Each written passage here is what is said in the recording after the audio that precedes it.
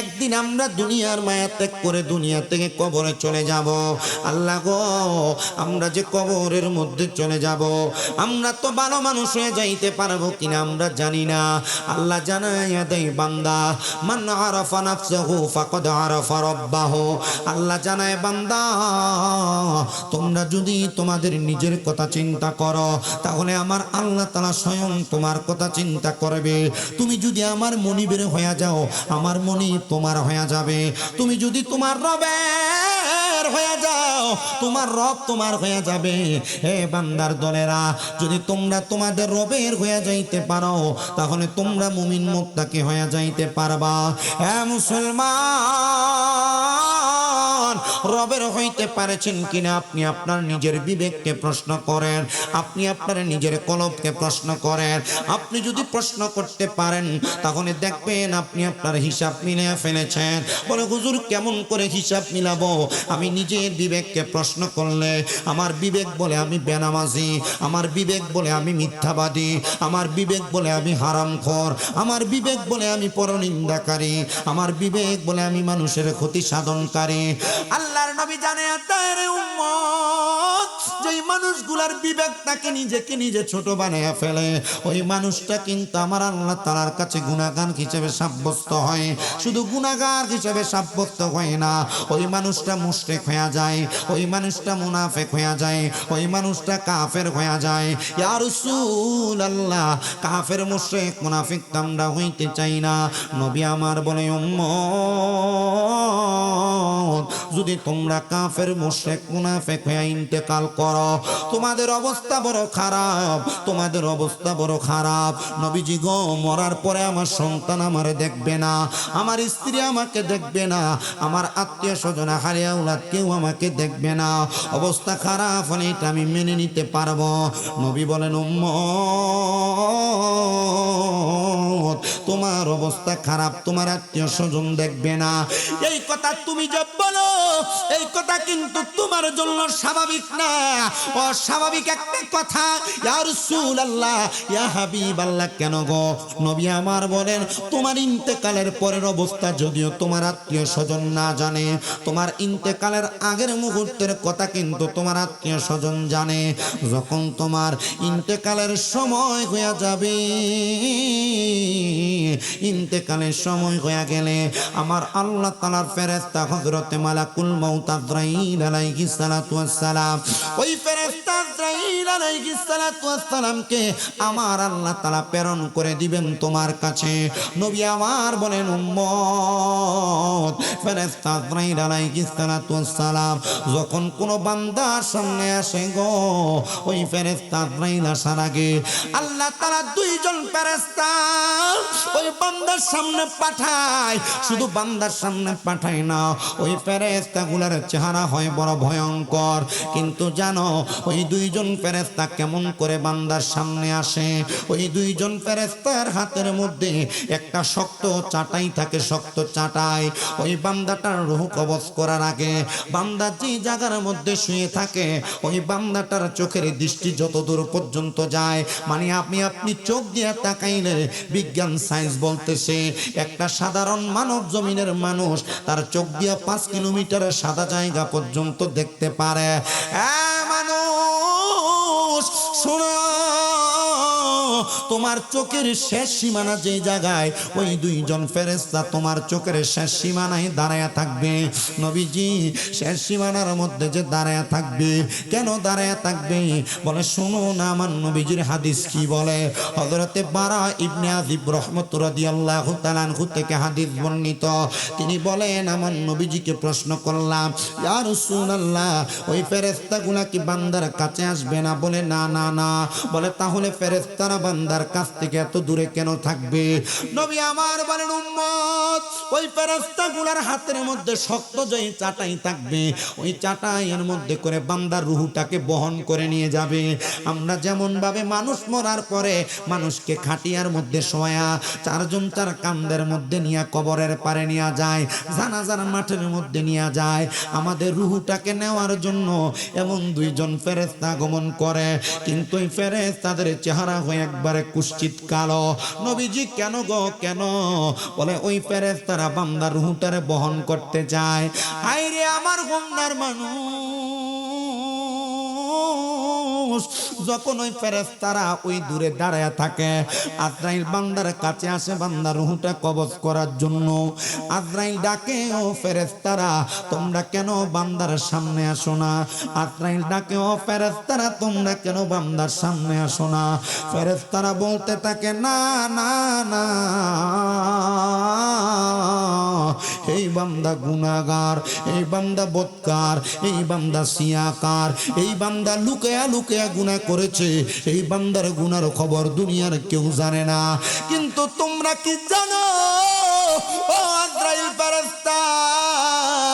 এই বান্দার চেহারা শুরুতে সুন্দর দেখা যায়, লেবাসে সুন্দর দেখা যায়, বান্দার চলাফেরায় সুন্দর দেখা যায়, কিন্তু বান্দাটা এমন গুনাহ করেছে, ওই বান্দার গুনার কারণে বান্দার রূহটা একটা দুর্গন্ধযুক্ত রূহ হয়ে গেছে। ওই দুর্গন্ধ আমরা রহমতের ফেরেশতারা সহ্য করতে পারি না, এজন্য আমরা বান্দার কাছে যাই না। আজরাইল আলাইহিস সালাতু ওয়াস সালাম বলেন, ও ফেরেশতারা তোমরা কি বান্দার রূহটারে বহন করবা না? বলে সাময়িক সময়ের জন্য বহন করব, বহন করার পরে বান্দারা ডাইরেক্ট নিয়ে জাহান্নামের মধ্যে ফেলে দিব। আজরাইল আলাইহিস সালাতু ওয়াস সালাম বান্দার রূহটার মধ্যে নেওয়ার জন্য যখন হাতটা দিবে, নবী আমার চোখ মোবারকের পানি মোবারক গুলো ছেড়ে দিয়ে দিয়ে কান্না করে আরে ডাক দিয়া বলেন, এই উম্মত সকল জানো রে, আজরাইল বান্দাটার রূহটা কবজ করার জন্য যখন বান্দার বুকের মধ্যে হাতটা দিবে, ওই বান্দার রূহটা বান্দার মাথা থেকে পা পর্যন্ত দৌড়াদৌড়ি শুরু করে দিবে। আফসোস, রূহটা নেওয়ার জন্য যখন আজরাইলে হাত দিবে, বান্দার রূহটা এমন ভাবে দৌড়াদৌড়ি করবে, বান্দার রূহটা এমন ভাবে দৌড়াদৌড়ি করবে, নবী আমার ডাক দিয়া কই, উম্মত যখন তোমার রূহটা নেওয়ার জন্য আজরাইল হাতটা রাখবে, একটা বিজার চামড়ার মধ্যে জ্বলন্ত একটা প্যারেককে, জ্বলন্ত একটা গছিকে গরম কইরা ওই বিজার চামড়ার মধ্যে ঢুকে দেওয়ার সময় ওই চামড়ার মধ্যে যত কষ্ট অনুভব হয়, একটা মুমিন নাফরমান একটা বেঈমান নাফরমানের তত কষ্ট হয়। ও মায়ার নবী গো, এমন কষ্ট তো সহ্য করা সম্ভব না।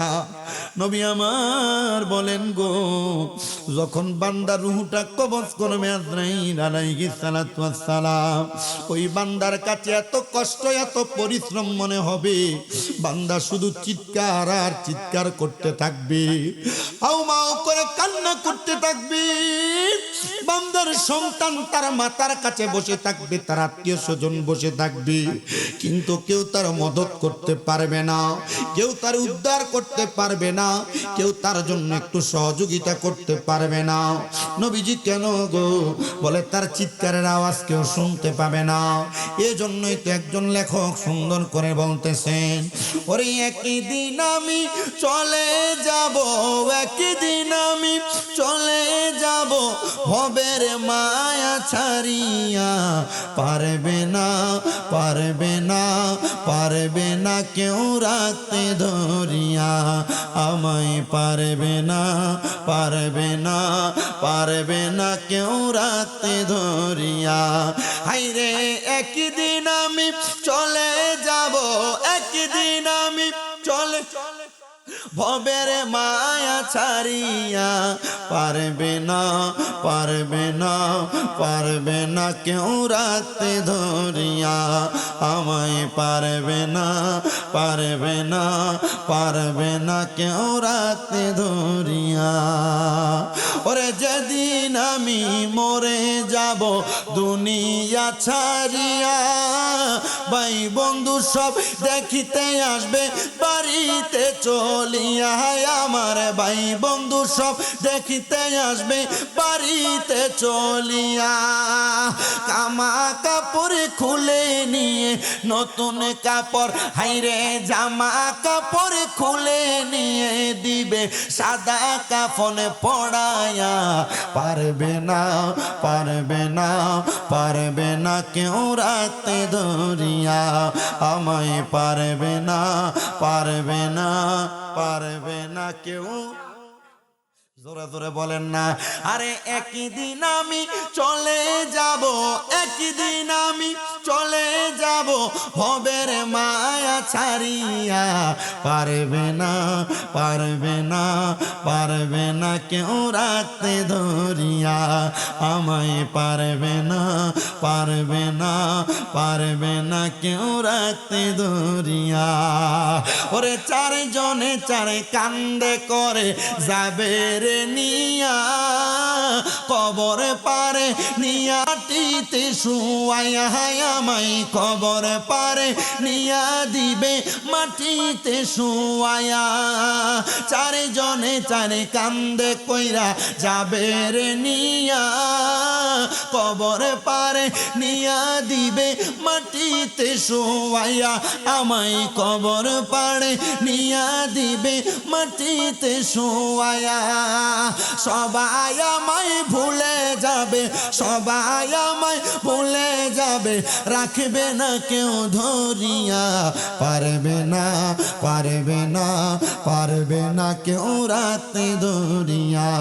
আমায় পারবে না পারবে না পারবে না কেউ রাখতে ধরিয়া হাইরে একদিন আমি চলে যাব একদিন আমি ও ভবের মায়া ছাড়িয়া পারবে না পারবে না পারবে না কেউ রাখতে ধরিয়া ওরে আমায় যখন নামাই দিবে কবরে নিয়া ভাই বন্ধু আত্মীয় স্বজন যাবে রে চলিয়া তখন ভাই বন্ধু আত্মীয় স্বজন যাবে রে চলিয়া জন্মের মতো বিদায় করে জন্মের মতো বিদায় করে যাবে সবাই ভুলিয়া পারবে না পারবে না পারবে না কেউ রাখতে ধরিয়া আমায় পারবে না পারবে না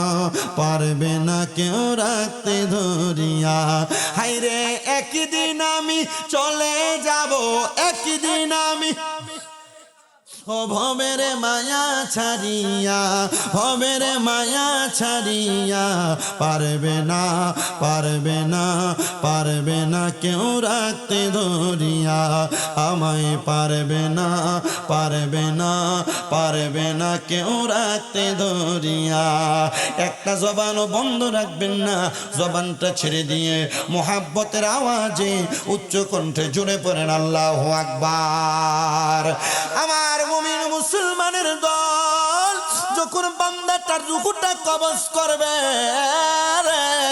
আল্লাহর নবী জানায় ওই বান্দার দুনিয়াতে আর কোনো মানুষ তার আপন হবে না এবার বান্দাটার নিয়ে কবরের মধ্যে শোয়া দিবে বান্দার রূহ চলে গেল একদিকে বান্দার দেহ চলে গেল একদিকে আপনারা বলেন হোমনা এলাকায় মানুষ কি মারা যায় না আজীবন বেঁচে থাকে মানুষ মারা যায় কি যায় না আপনারা বলেন মারা যাওয়ার পরে কি ফেরাউনের মতো মমি বানিয়ে রাইখা দেয় না মাটি দিয়া দেয় অবশ্যই মাটি দিয়া দেয় যদি একটু সম্পদওয়ালা হয় যদি একটু টাকাওয়ালা হয় সন্তান যদি বিদেশে থাকে তাহলে সুন্দর করে একটা প্রিজারভেশন ট্রাক নিয়ে আসে প্রিজারভেশন অ্যাম্বুলেন্স নিয়ে আইসা একদিন দুই দিন ওই অ্যাম্বুলেন্সের মধ্যে রাইখা দেয় সন্তানটা বিদেশ থেকে আসলে বাবার লাশটা দেখবে কিন্তু জানো আল্লাহর নবী রাহমাতুল লিল আলামিন নবী আমার বলে, একটা মানুষ যখন মারা যায়, মারা যাওয়ার পরে যখন মানুষটার ইন্তেকালের পর এলাকার মানুষগুলা ওই মানুষটাকে দেখতে চলে আসে, তার চেহারাটা দেখা দেখা যত মানুষ মৃত্যুর কথা স্মরণ করবে ওই মানুষগুলা নাজাত পেয়ে যাবে। আর আমরা তো মৃত্যুর কথা স্মরণ করি না, আমরা শুধু লাশের চেহারাটা নিয়ে তাকাই আর বলি লাশটা মানুষটা কত ভালো ছিল, মানুষটা কত খারাপ ছিল, আমরা শুধু মন্তব্য করতে থাকি। আল্লাহর নবী বলেন, দুনিয়ার মানুষ যখন তোমার এলাকার কোনো মানুষ ইন্তেকাল করে, ইন্তেকাল করার পরে তোমরা তোমাদের নিজ দায়িত্বে, পুরুষ মানুষ হলে পুরুষকে দেখার জন্য, নারী মানুষ হলে নারীকে দেখার জন্য, সম্ভব হলে পুরুষ মানুষের লাশটা দেখা তোমরা তোমাদের জবান দিয়ে করবা, আশহাদু আল্লা ইলাহা ইল্লাল্লাহু ওয়াহদাহু লা শারীকা লাহু ওয়া আশহাদু আন্না মুহাম্মাদান আবদুহু ওয়া রাসূলুহু। ও মায়ার নবী, এই দোয়াটা বললে কি হবে? বলে তুমি ওই মৃত্যুটাকে স্মরণ কইরা তুমি আবার তোমার রবের উপর কালেমা গ্রহণ কইরা তুমি তোমার ঈমানটাকে পরিপূর্ণ করার চেষ্টা করেছ। নবী গো কি লাভ হবে? বলে তোমার আমলনামার মধ্যে 1 কেরাত সওয়াব হয়ে যাবে। ও মায়ার নবী, 1 কেরাত সওয়াব পাবো জানতে পারলাম, বুঝতে পারলাম। আর কেমন লাভ হবে আপনি একটাবার বলেন না।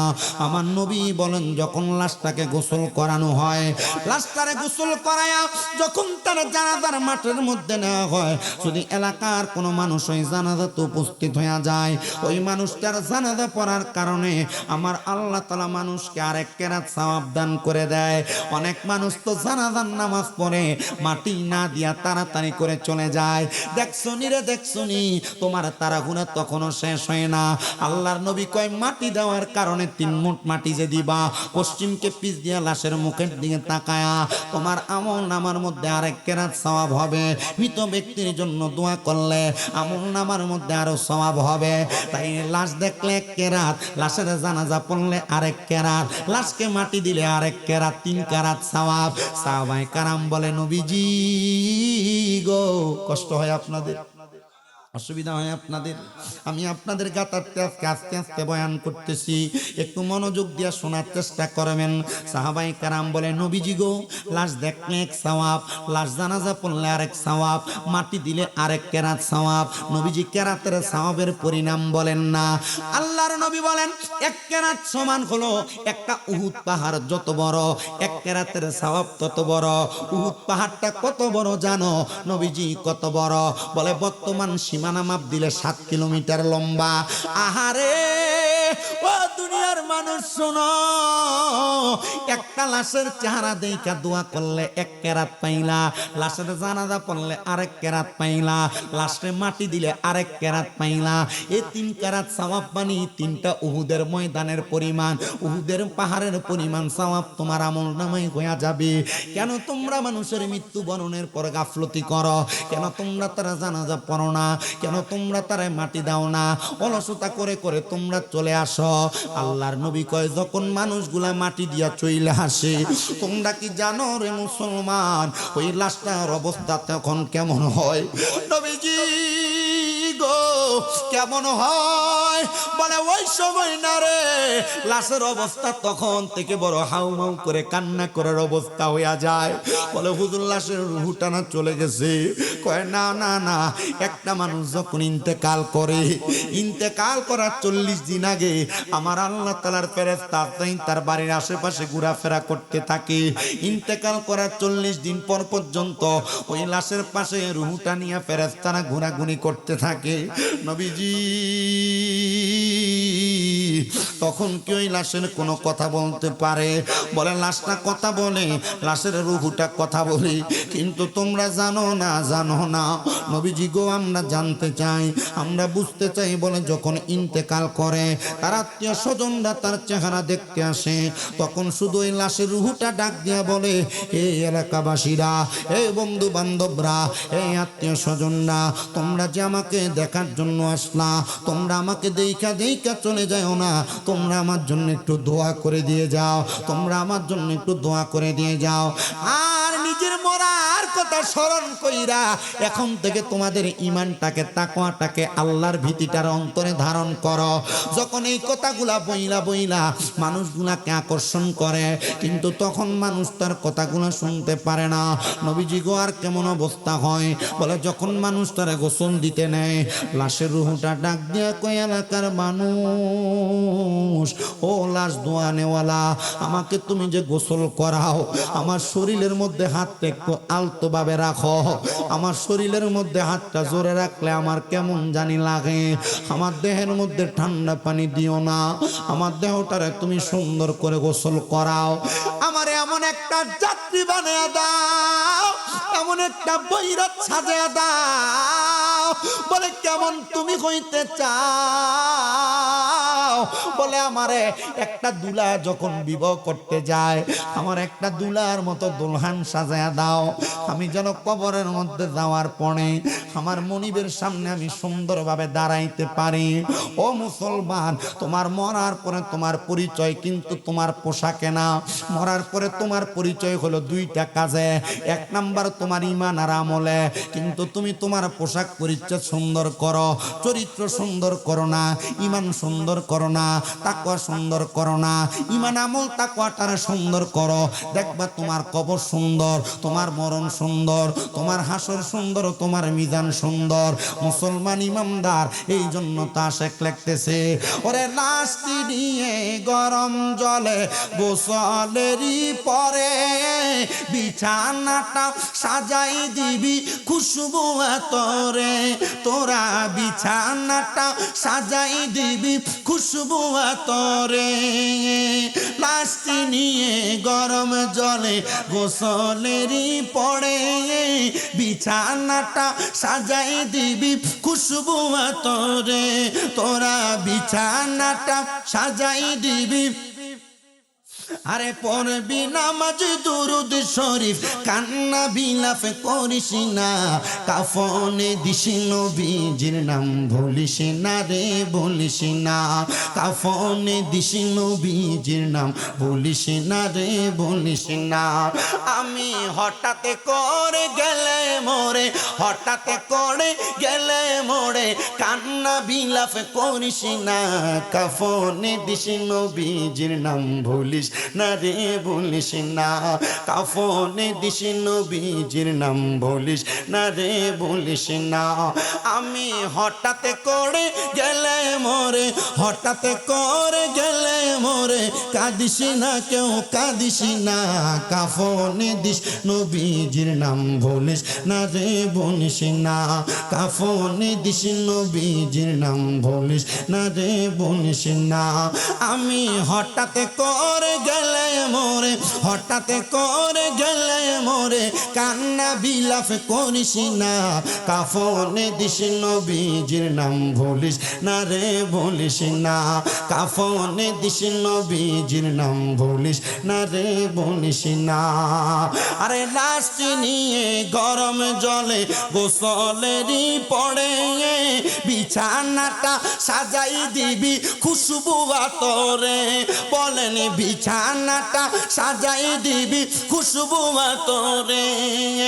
পড়বি কোরআন দুরুদ শরীফ, কান্না বিলাপ করিস না, কাফনে দিস নবীজির নাম ভুলিস না রে, বলিস না। কাফনে দিস নবীজির নাম ভুলিস না রে, বলিস না। দুলা সাজাই পালকি চড়াই নিবিরে যখন, নাতে রাসূল পাঠ করিও ও বৈরাতি গণ, নাতে রাসূল পাঠ করিও ও বৈরাতি গণ। দুলা সাজাই পা থাকলে, নাতি নাত করু না থাকলে, মাদ্রাসার ছাত্ররা তাহাজ্জুদ নামাজ পড়া, মাদ্রাসার ছাত্ররা 5 ওয়াক্ত নামাজ পড়া, মাদ্রাসার ছাত্ররা কোরআন খতম করে করে তাদের জন্য দোয়া কামনা করবে।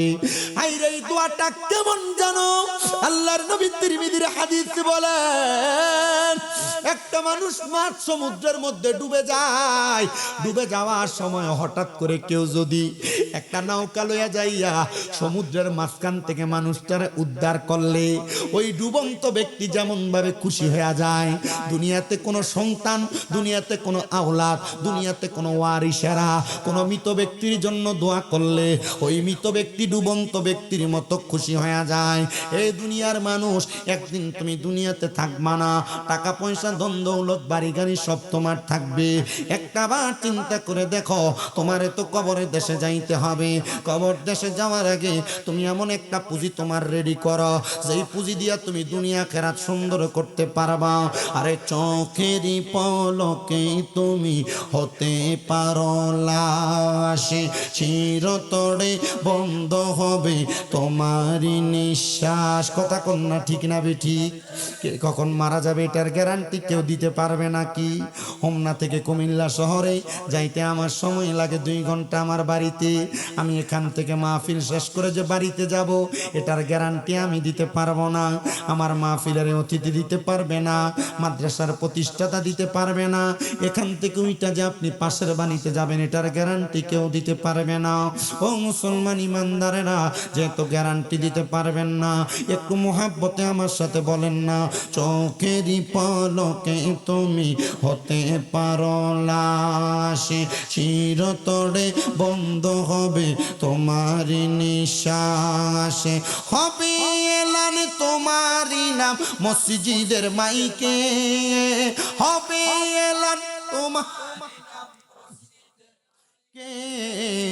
বাড়িওয়ালা নাই রে বাড়ি নাই রে দুনিয়াতে, বাড়িওয়ালা নাই রে বাড়ি নাই রে দুনিয়াতে, বাড়িওয়ালা নাই রে বাড়ি নাই রে দুনিয়াতে।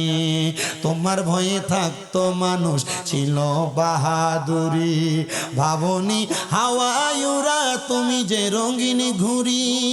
তোমার ভয়ে থাকতো মানুষ ছিল বাহাদুরি, ভাবনি হাওয়ায়ুরা তুমি যে রঙিন ঘুরি। সুতোই টানে দিলে মালিক, সুতোই টানে দিলে মালিক পারবে না থাকিতে। বাড়িওয়ালা নাই রে বাড়ি নাই রে দুনিয়াতে, বাড়িওয়ালা নাই রে বাড়ি নাই রে দুনিয়াতে, বাড়িওয়ালা নাই রে বাড়ি নাই রে দুনিয়াতে। বাড়ি গাড়ি মেল ফ্যাক্টরি টাকার পাহাড়, বিলাসিতায় কেটেছে জনম কতই অহংকার। বাড়ি গাড়ি মেল ফ্যাক্টরি টাকার পাহাড়, বিলাসিতায় কেটেছে জনম কতই অহংকার। দামি কাপড় ছেড়ে হবে, দামি কাপড় ছেড়ে হবে সাদা কাফনে পরিতে। বাড়িওয়ালা নাই রে বাড়ি নাই রে দুনিয়াতে, চোখেরই পলকে তুমি হতে পারো লাশ, চিরতরে বন্ধ হবে তোমার নিঃশ্বাস। হবে এলান তোমারই নাম মসজিদের মাইকে, হবে এলান তোমারই নাম মসজিদের মাইকে। বাড়িওয়ালা নাই রে বাড়ি, বাড়িওয়ালা নাই রে বাড়ি নাই রে দুনিয়াতে, বাড়িওয়ালা নাই রে বাড়ি নাই রে দুনিয়াতে। এটার প্রমাণ দেখার জন্য অন্য কোনো জায়গায় যাওয়া লাগবে না, আপনাদের হোমনা চৌরাস্তায় একটা বড় প্রমাণ। আমি কয়েকবার হোমনা চৌরাস্তায় জ্যামে পড়ার পরে আমি চৌরাস্তাতে আসার সময় হাতের বাম পাশে মার্কেটের পাশে আমি একটা কবরস্থান দেখে বড় অবাক হয়ে গেলাম। আমি আমার সাথেরই ছেলে দড়ি বাসা নিয়ে বাড়ি জাহিদ তারা জিজ্ঞাসা করলাম, কিরে এখানে যে একটা কবরের মতো দেখা যায়? কয় হ্যাঁ, পাশের যে বিল্ডিং তাদেরই বাবার কবর। আমি চিন্তা করলাম এত বড় দামি বিল্ডিং এর মালিক হইয়া পাশে একটা কবর পড়ে আছে। মানুষ ব্যবসায়িক সামানগুলা কবরের উপরে রাখে, আবার কোন কোন সময় দেখি মানুষ এটা সেটার উপর দাঁড়ায় থাকে। কোনো সময় দেখি আইসক্রিম খেয়া কাগজের টুকরা ফালায়। না না না রে, না না না, এটার দিকে তাকে একবার চিন্তা করো। যখন তুমি মইরা যাবে, সন্তান ভুলে যাবে, আত্মীয় স্বজন ভুলে যাবে, তোমার কবর উপর মানুষ কত অত্যাচার চালায়া দিব, এমন অত্যাচার সহ্য করতে পারবা না। এ হুমনার মানুষ, আজকে গাউসিয়া ইন্টারন্যাশনাল হিফজুল কোরআন মাদ্রাসার ময়দান থেকে আমি আপনাদের সবার কাছে একটা বাণী পৌঁছায়া দিয়া যায়। এই মাদ্রাসার মাহফিল থেকে একটা জিনিস শিক্ষা গ্রহণ করো গো, মরার পরে তোমার মাটির কবরটা মাটির মতো পড়ে থাকবে। মানুষ বলবে 100 বছর আগে ইন্তেকাল করেছে, মানুষ বলবে 10 বছর আগে ইন্তেকাল করেছে, 5 বছর আগে ইন্তেকাল করেছে। 3 দিন পরে তুফানের মাটির পানির কারণে মাটিগুলা নিচের দিকে চলে যাবে। হাই রে, কেমন জানি অবস্থা। এমন ইমান, এমন আমল দিয়া তোমার জীবনটারে সুন্দর করো। এ পর্দার অন্তরালের হুমনার আজ্ঞাট এলাকার আমার আম্মুজিরা, এমন জীবন তুমি বানায়া ফেলো, তোমার মরার পর কবরের উপর দিয়া যদিও মাটি ভাঙ্গা নিচে পড়ে যাবে, তোমার কবরের মাটিগুলা ভাঙ্গার পরে মানুষ যেন দেখে তোমার কাফনের কাপড়টা আগের মতোই আছে, মানুষ যেন 20 বছর পরেও দেখে তোমার লাশটা আগের মতোই আছে। বলে হুজুর কেমন করে গো? আরে মুহাম্মদ কি গোলাম কা কাফন মেলা নেহি হোতা। তারা মুহাম্মদ সাল্লাল্লাহু আলাইহি ওয়াসাল্লাম নবীর গোলাম, তারা নামাজ পড়ে রোজা রাখে, এরা মরার পর এদের কাফনের কাপড় পর্যন্ত পচে না। আপনারা বলেন আমরা ওই নবীর গোলাম হয়ে মরতে চাই কি চাই না? কারা কারা চাই? ডান হাত তুলে আমার আল্লাহকে দেখায়। আল্লাহু আকবার।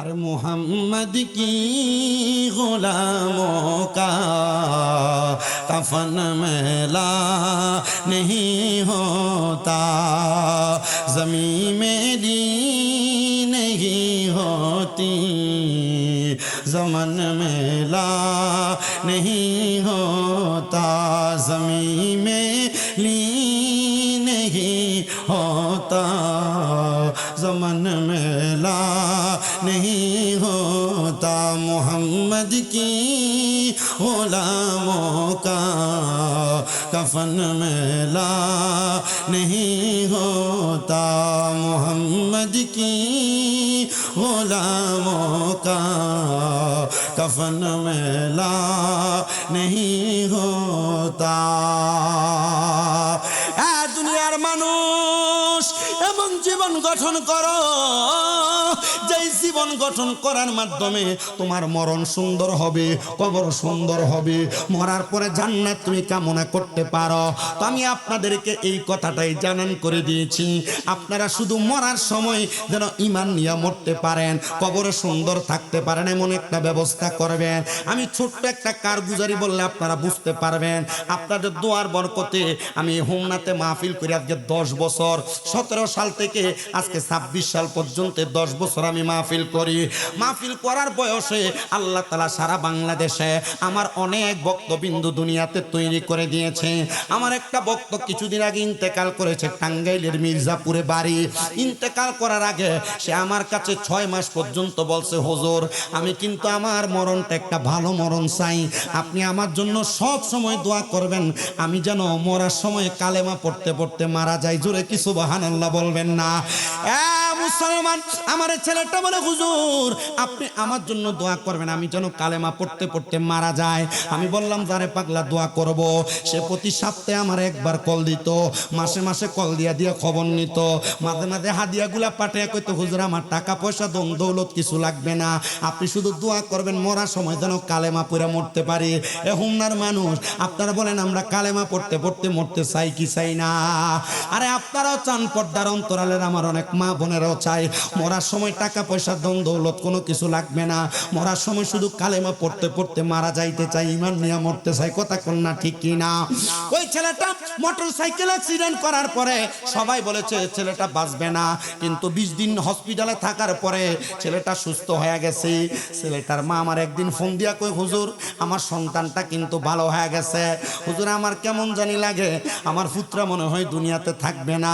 সে যেমন ভাবে অ্যাক্সিডেন্ট করেছে, সে মনে হয় মারা যাবে।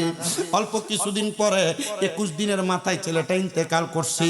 ইন্তেকাল করার পরে তার মা আমার মাঝে মাঝে ফোন দিয়া তার জন্য দোয়া চায়।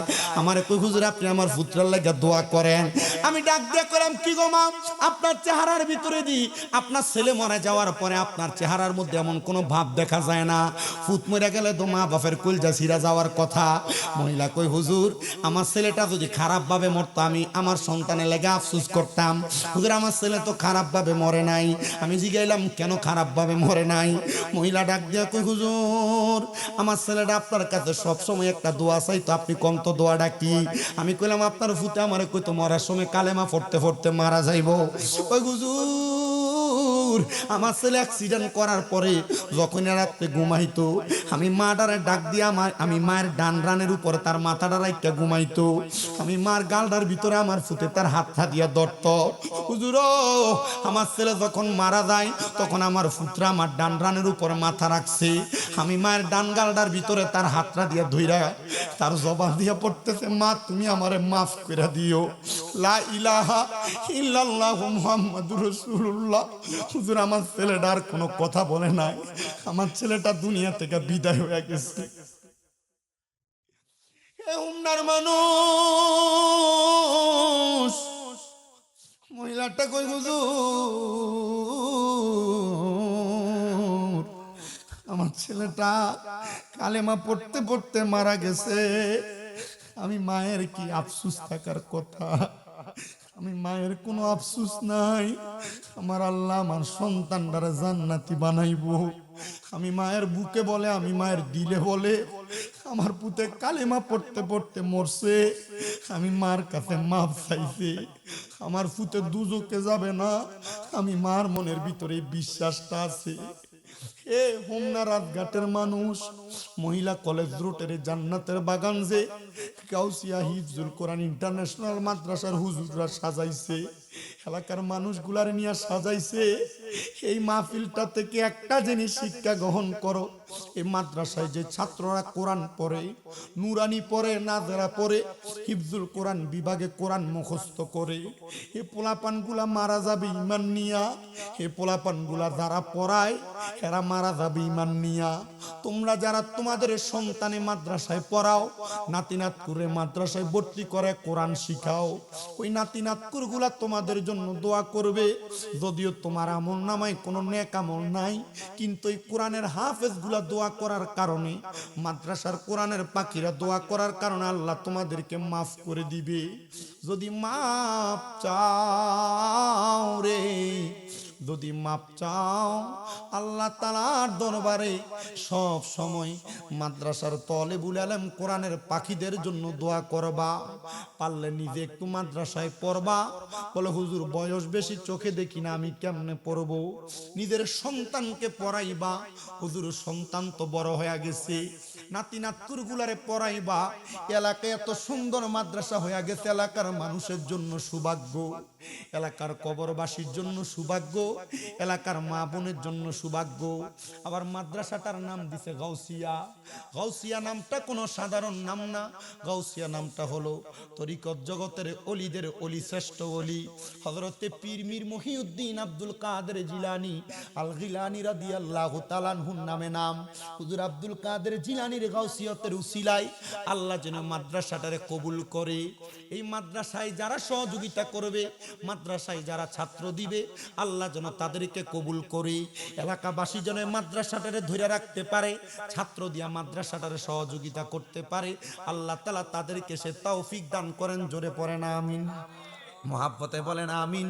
গাউসিয়া মাদ্রাসা যেহেতু হোমনা গাউসিয়া মাদ্রাসাকে স্মরণ করে একটা গাউসে পাকের সঙ্গে বিদায় নেই। অলিদের অলি যিনি গাউসুল আজম জিলানী, অলিদের অলি যিনি গাউসুল আজম জিলানী, বাগদাদে জন্ম কুতুবে রাব্বানী, গাউসে বাগদাদে জন্ম কুতুবে।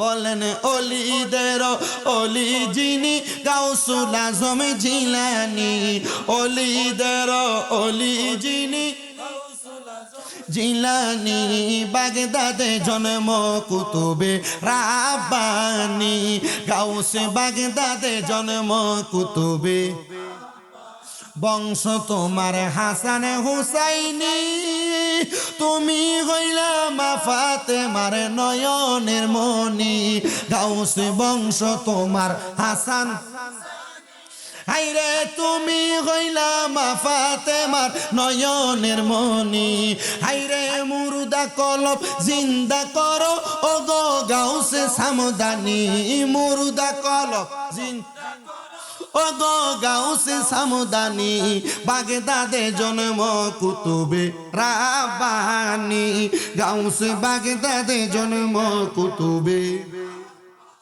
ওলিদের ওলি যিনি গাউসুল আজম জিলানি ওলিদের ওলি যিনি জিলানি বাগদাদে জন্ম কুতুবে তোমার কাঁধে নবীজির কদম সব ওলিদের কাঁধে তুমি গাউসের কদম বলেন তোমার কাঁধে নবীজির কদম হাইরে সব ওলিদের কাঁধে তুমি গাউসের কদম দয়ার নজর দাও গো আমায় ও গো গাউসে সামদানি দয়ার নজর ও গো গাউসে সামদানি বাগদাদে জন্ম কুতুবে রাব্বানি গাউস বাগদাদে জন্ম কুতুবে ওলিদের ওলি যিনি গাউসুল আজম জিলানি ওলিদের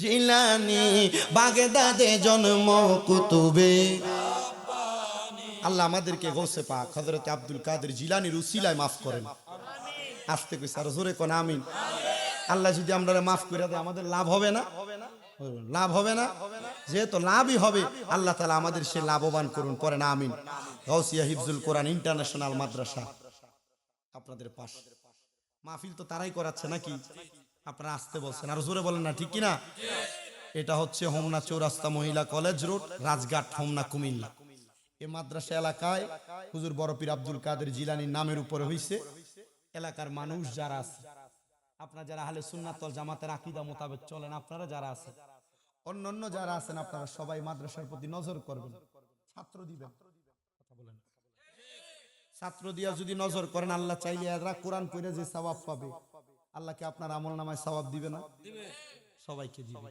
বাড়ি ঘরে যে মা বোনেরা আছেন আপনার এলাকার রাজঘাটে এত সুন্দর একটা মাদ্রাসা হইছে আপনার মাদ্রাসার প্রতি রহমতের নজর মায়ার নজর দিবেন কিভাবে টাকা দিয়া না আপনি এটার প্রতি নজর দিবেন কেমনে ছাত্র দিয়া কথা কয় না কি দিয়া বলে হুজুর টাকা না হইলে মাদ্রাসা চলবে কেমনে হইব হইব হইব কেমনে হইব ছাত্র যখন আসবে বাচ্চারা যখন কোরআন পড়বে টাকার চিন্তা করা লাগে না মারহাবা ছাত্র যখন আসবে কিসের চিন্তা করা লাগে না টাকার চিন্তা করা লাগে না আপনারা তো জানেন আমার অনেকগুলা মাদ্রাসা চলে কুমিল্লা আমি এই ধারাবাহিকতায় ওয়াজ মাহফিলে যখন কথা বলি এই বছরও রমজানের আগে মাথায় একটা টেনশন ছিল আরে রমজান মাস আসলে খরচ বাইরে যায় পোলা পানি একটু বালা খাওয়ানি লাগে রমজান মাসে পোলা পানির ইফতারের আলাদা খরচ আছে কেমনে চলমু আর কেমনে চালামু আল্লাহ কই থেকে জানি এক বেডি তৈরি করে দিচ্ছে এ বেডি কইছে হুজুর আপনার এই দুই মাদ্রাসার লাগা যত বুট ডাল লাগে মুড়ি লাগে তারপর খেজুর লাগে সব আমি জ্বালাইব আমি কইলাম যে নবীর ঘর মাদ্রাসা হইলে এটা চালাই না মানুষের অভাব হয় না তো গাউসিয়া হিফজুল কোরআন ইন্টারন্যাশনাল মাদ্রাসা যেহেতু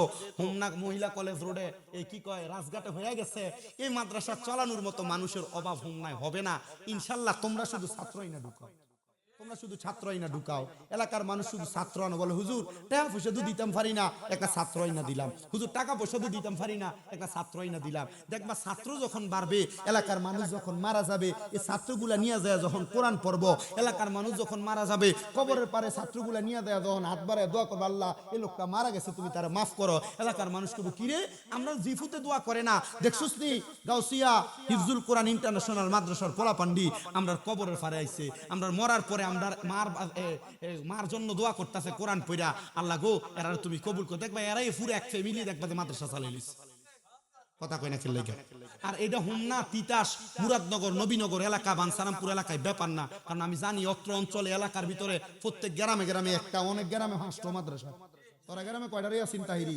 6টা মাদ্রাসা এক গ্রাম আলিপুর এক গ্রামে 6 মাদ্রাসা। কোন গ্রামে জানি গেলাম বে বাংসারামপুর, এ কি জানি কয় এক গ্রামে মাদ্রাসা 8টা এক গ্রাম। মারহাবা কয় না দু।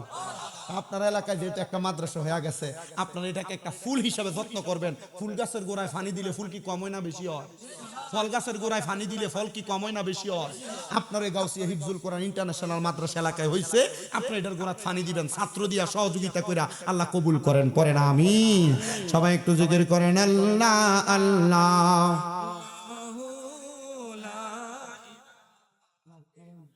ও আল্লাহ আল্লাহ,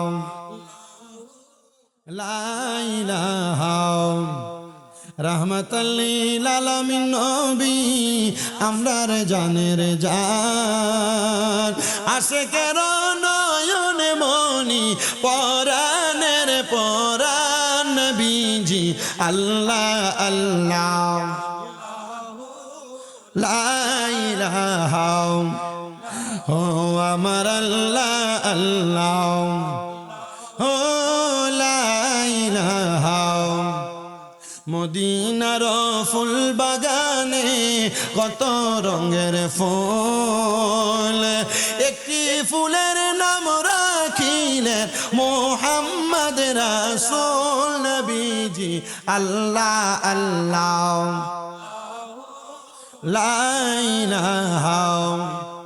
রহমত বরকত লইয়া নবীজি আসলেন ধরায়, হে আসুন সবাই দাঁড়াইয়া رب العالمين الصلاة والسلام على رسوله الكريم ربنا ظلمنا أنفسنا وإن لم تغفر لنا وترحمنا لنكونن من الخاسرين ربنا فاغفر لنا ذنوبنا وكفر عنا سيئاتنا وتوفنا مع الأبرار يا إلهي رحم فرما مصطفى کی واسطے کھولے دے دروازے रहमत गदा की वास्ते रहमतुल्लिल आलमीन ख़त्म में रसूल जाने जहा अहमद हामिद मुहम्मद मुस्तफ़ा की वास्ते मबूदो ও দয়াল আল্লাহ একটু রহমতের নজর করে তাকিয়া দেখেন গো আল্লাহ, এই কুমিল্লা জেলার অন্তর্গত হোমনা থানাধীন রাজঘাট মহিলা কলেজ রোডের সম্মুখ ময়দানে আল্লাহ গো গাউসিয়া হিফজুল কোরআন ইন্টারন্যাশনাল মাদ্রাসার সম্মুখ ময়দানে এলাকার বুজুর্গানি দিন ওলামায়ে কেরাম দাড়ি পাকা মুরব্বী বাবারা, বিশেষ করে বাংলাদেশ ইসলামী ফ্রন্টের সম্মানিত নেতৃবৃন্দরা সহ আমার কতগুলা যুবক ভাইয়েরা, ছোট ছোট মাসুম বাচ্চারা, পর্দার অন্তরালের মা বোনেরা, আল্লাহ গভীর রজনীতে এ গাউসিয়া হিফজুল কোরআন ইন্টারন্যাশনাল মাদ্রাসার মাহফিলের মধ্যে বৈশা তোমার শাহিন শাহী পাক দরবারে দুইটা হাত বাড়াইছে আল্লাহ, যার হাত তোমার দরবারে মায়া লাগে পছন্দ হয়, ওই হাতের উসিলাই আমাদের প্রত্যেকের জীবনের গুনাহ মাফ কইরা আমরারে বেগুনাহ মাসুম বান্দা বানায়া দাও। এরে আমার এই হোমনা এবং বাগমারা আশেপাশে এলাকার মা বোনেরা গো, কি গো মা, মাইকের আওয়াজ তোমাদের কানে যায়নি গো মা, মুনাজাত হইতেছে গো মা, তাড়াতাড়ি নামাজের মুসল্লাটাতে বইসা আমিও দম গুনাহগার শামীম রেজার সঙ্গে দেও না আল্লাহর দরবারে দুইটা হাত বাড়ায়া গো মা, মারা গো জানি না গো মা, কোন মা বাবার জন্য জানি গো, আজকের মুনাজাত জীবনের শেষ মুনাজাত করে হাত বাড়াইছি, জানি না রে আল্লাহ কোন ভাই বাবা মা বোনের জন্য জানি গো, এলাকার গোরস্থানের মাটি ডালা ফালাফি করি, জানি না রে আল্লাহ কোন ভাই বাবা মা বোনের জন্য জানি গো, এলাকার কাফনের কাপড়ের দোকানে কাপড়গুলা কাইটা রেডি কইরা রাখছি। জানি না গো আল্লাহ কোন ভাই বাবা মা বোনের জন্য জানি গো এলাকার বাঁশমুড়ার বাঁশগুলা পাইকা লালে লাল হইয়া গেছি।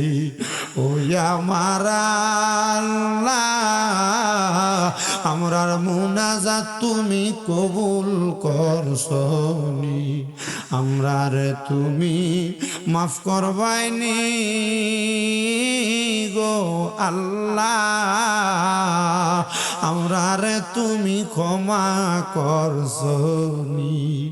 আল্লাহ এ গাউসিয়া হিফজুল কোরআন ইন্টারন্যাশনাল মাদ্রাসার মাহফিলের মধ্যে যারা যারা আজকে তাদের মারে হারাইয়া বাবারে হারাইয়া অনেকে হাত বাড়াইছে, মাও নাই বাবাও নাই, জনমের মতো এতিম রে আল্লাহ। এমন মা বাবা যাদের কবরে আম্মা আব্বার কবর জান্নাতের বাগান বানিয়ে দাও। যেই বাবা রিক্সা চালাইয়া মাটি কাইটা মাথার গাম পায়ে ফেলাইয়া পরের বাড়িতে বদলার কাম কইরা সন্তানরে মানুষের মতো মানুষ করার জন্য আব্বা রক্তরে পানি বানাইছে, এমন আব্বার কবর তুমি আল্লাহ জান্নাতের বাগান বানাইয়া দাও। যেই মা 10 মাস 10 দিন গর্ভে ধারণ কইরা সন্তানের প্রসব বেদনা সহ্য করতে মার বড় কষ্ট হইয়া গেছে গো আল্লাহ, এমন মা যাদের কবরে আম্মার কবর জান্নাতের বাগান বানাইয়া দাও। আল্লাহ কে জানি হাত বাড়াইছে, মাও নাই বাবাও নাই, জনমের মতো ইতিম। আজকে মাহফিলে আসার আগেও একটা ছেলে ফোন করে দোয়া চাইছে, হুজুর আমার আম্মাও নাই আব্বাও নাই, আমার মা বাবার বড় শখ ছিল কোরবানির ঈদে সুন্দর করে কোরবানি করবে। হুজুর আজকে 3 বছর হইয়া যায় আমার মা ইন্তেকাল করেছে, হুজুর কোরবানির ঈদ আসলে আমি 1.5-2 লাখ টাকা খরচ করে কোরবানি করি, কিন্তু আমি আমার মা বাপের মুখে এক টুকটা গোস্ত তুলা দিতে পারি না। আমি জিগাইলাম কেন রে, মা বাপ কি তোমার বাড়ি ঘরে জায়গা দেয় না? ওই হুজুর জায়গা দিব কি, আমার মা দুনিয়াতে নাই আব্বা দুনিয়াতে নাই, আমি বিদেশ আসার 3 মাসের মাথায় আমার মা বাবা ইন্তেকাল করছে। আল্লাহ গো সামনে কোরবানির ঈদ আসতেছে, এই কোরবানির ঈদে কোন সন্তান জানি কোরবানি করবে, মা সারা বাপ সারা কোরবানির গরুর গোস্ত গুলা এলাকার মানুষকে গরিব দুঃখীরে আত্মীয় স্বজনরে খাওয়াইবো, মা বাপরে খাওয়াইতে পারতো না কারণ মা বাবা দুনিয়াতে নাই। আল্লাহ এই কোরবানির ঈদের উসিলায়, ঈদুল আজহার উসিলায়, ইব্রাহিম নবীর উসিলায়, ইসমাইল আলাইহিস সালাতু ওয়াস সালামের উসিলায় যাদের মা বাবা কবরে তাদের মা বাবারে তুমি মাফ কইরা দাও আল্লাহ। বিশেষ করে এই গাউসিয়া হিফজুল কোরআন ইন্টারন্যাশনাল মাদ্রাসার মাহফিলে যারা টাকা দিয়া পয়সা দিয়া শ্রম দিয়া বুদ্ধি দিয়া পরামর্শ দিয়া মাইক দিয়া লাইট দিয়া প্যান্ডেল দিয়া পরিশ্রম করে যারা মাহফিলটা সাজাইছে আল্লাহ তারারে তুমি কবুল আর মঞ্জুর কইরা নাও আল্লাহ। বিশেষ করে আমার ইসলামী ফ্রন্টের জনাব আব্দুল সালাম সাহেব দোয়া চাইছে, দোয়া কবুল করো আল্লাহ। আমার রেজাউল ভাই দোয়া চাইছে, দোয়া কবুল করো আল্লাহ। বিশেষ করে সভাপতি মহাদয় দোয়া চাইছে, দোয়া কবুল করো। প্রধান অতিথি দোয়া চাইছে, দোয়া কবুল করো। উদ্বোধক দোয়া চাইছে, দোয়া কবুল করো আল্লাহ। বিশেষ করে আমার সবুজ সিদ্ধপুর নিবাসী তার বন্ধু বান্ধব মাহফিলের জন্য হাদিয়া দিয়া সহযোগিতা করছে আল্লাহ, তার বন্ধু বান্ধব গুলারে কবুল মঞ্জুর করো আল্লাহ। যারা মাদ্রাসার প্রতি রহমতের নজর দেয়, মায়ার নজর দেয়, ভবিষ্যতে মাদ্রাসায় ছাত্র দিবে, সহযোগিতা করবে আল্লাহ, তাদেরকেও তুমি কবুল মঞ্জুর করো। এ হোমনা এলাকার উপর তোমার খাস রহমত বরকত দান কইরা দাও। এলাকার মানুষগুলারে তুমি কবুল আর মঞ্জুর কইরা নাও আল্লাহ গো। বিশেষ করে যারা যারা দোয়া চাই প্রত্যেকের দোয়া কবুল করো আল্লাহ। আমার অনেক প্রবাসী ভাই বাবারা দোয়া চাই, প্রবাসীদের দোয়াগুলা কবুল করো, প্রবাসীদের মনের নেক আশাগুলা পূরণ করে দাও আল্লাহ। অনেকে দোয়া চাই, আমার অনেক ভক্তবিন্দুরা দেশ বিদেশ থেকে দোয়া চাই আল্লাহ। খাসুল খাস ভাবে টাঙ্গাইলের মির্জাপুরে আমার বাবলু শেখ একজন ভক্ত তার ছেলের বউদের জন্য দোয়া চাইছে আল্লাহ। বাবলু শেখের দোয়াগুলা তুমি কবুল মঞ্জুর করে নাও। বিশেষ করে লন্ডনের মঞ্চিস্টারে আমার আম্মা জান মুনওয়ারা খাতুন ওনার একজন বান্ধবীও দোয়া চাইছে, ওনার ভাইয়ের জন্য, ওনার মা বাবার জন্য আল্লাহ তুমি তাদের দোয়া কবুল করো আল্লাহ। এমন ভাবে দেশ বিদেশ থেকে বিশেষ করে ব্রাহ্মণপাড়াতে আমার একজন খালাম্ম অসুস্থ, দোয়া চায়, ওনার দোয়া তুমি কবুল মঞ্জুর করো মাবুদ আল্লাহ। প্রত্যেকের দোয়াগুলা কবুল মঞ্জুর কইরেন আল্লাহ। আমার ইয়াসিন তাহিরির মা অসুস্থ, বাবা অসুস্থ, দোয়া চাইছে, দোয়া কবুল করেন আল্লাহ। মাদ্রাসার প্রতিষ্ঠাতা সহ মাদ্রাসার জন্য যারা পরিশ্রম করতেছে আল্লাহ, মাদ্রাসা যেন আল্লাহ কিয়ামত পর্যন্ত দায়েম কায়েম রাখতে পারে সে তৌফিক তাদেরকে দান করে করেন। এই মাহফিলে যা ওয়াজ নসিহত হইছে তার উপর আমল করার তৌফিক দান কইরা দিয়েন। প্রত্যেকের ব্যবসা বাণিজ্য কাজকর্মে বরকত দান কইরা, পড়ালেখায় বিদ্যা বুদ্ধি দান কইরা, আমাদের প্রত্যেকের এই বাংলাদেশের উপরে রহমত বরকত দান কইরা মরণের আগে আখিরি জবানে পড়াইয়া দিয়েন লা ইলাহা ইল্লাল্লাহু মুহাম্মাদুর রাসূলুল্লাহ।